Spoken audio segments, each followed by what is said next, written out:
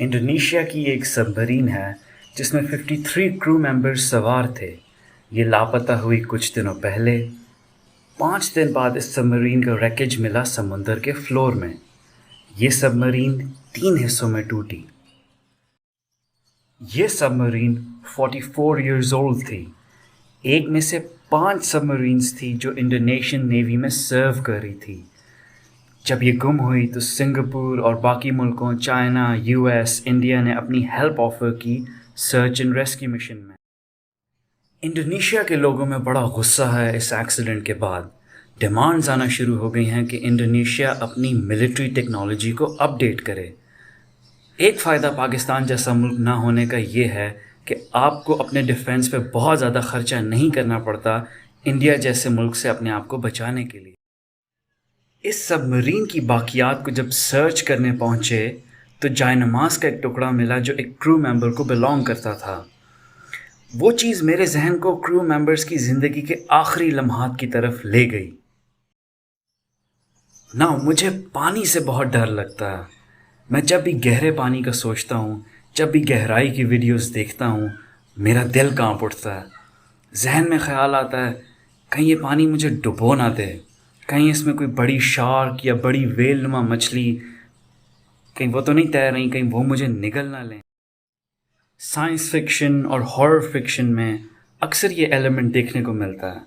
Authors اپنی imagination کو use کر کے طرح طرح کی آبی حیات، سمندری کریچرز کو امیجن کرتے ہیں، اور موسٹلی وہ کریچرز انسانوں کے لیے خطرے کی علامات کے طور پہ پریزنٹ کی جاتی ہیں.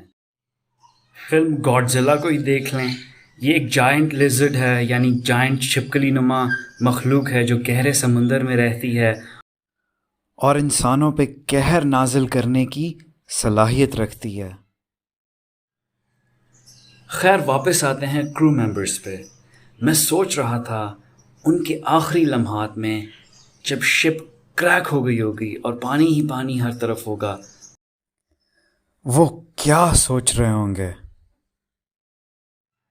زندگی کے آخری لمحات شاید بائی ڈیفینیشن سکیری ہوتے ہیں، لیکن شاید کوئی مومنٹ اتنا سکیری نہ ہو جتنا ان سیلرز نے اپنے آخری مومنٹس میں ایکسپیرئنس کیا ہو. کیا انہوں نے اپنے لوڈ ونس کے بارے میں سوچا ہوگا؟ کیا کسی نے یہ سوچا ہوگا کہ یہ میں نے کیا غلطی کر دی اس کیریئر کو چوز کر کے، یا خوف نے ان کی عقل کو معاف کر دیا ہوگا ان آخری لمحات میں. 2017 میں جب ارجنٹینا کی سب مرین گمی تھی، اس کی باقیات کو 1 سال لگا ڈسکور ہونے میں. دا فیکٹ کہ یہ کچھ دنوں میں مل گئی مینز یہ اس اسپاٹ کے قریب تھی جہاں اس نے اپنی last location report.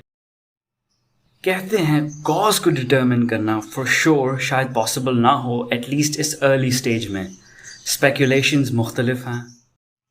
Material failure بھی ہو سکتا تھا، آگ بھی لگ سکتی تھی، ہیومن فیلئر بھی ہو سکتا تھا. آلدو جتنی ریگرس ٹریننگ اور سخت SOPs کو سب مرین کرو فالو کرتا ہے، اس بات کا امکان کم ہے. ایٹ اینی ریٹ ہر سب مرین کی ایک لمٹ ہوتی ہے. ایک خاص ڈیپتھ سے زیادہ وہ پانی میں نہیں جا سکتی کیونکہ اس کی باڈی کے لیے بڑھتا واٹر پریشر سسٹین کرنا ناممکن ہو جاتا ہے.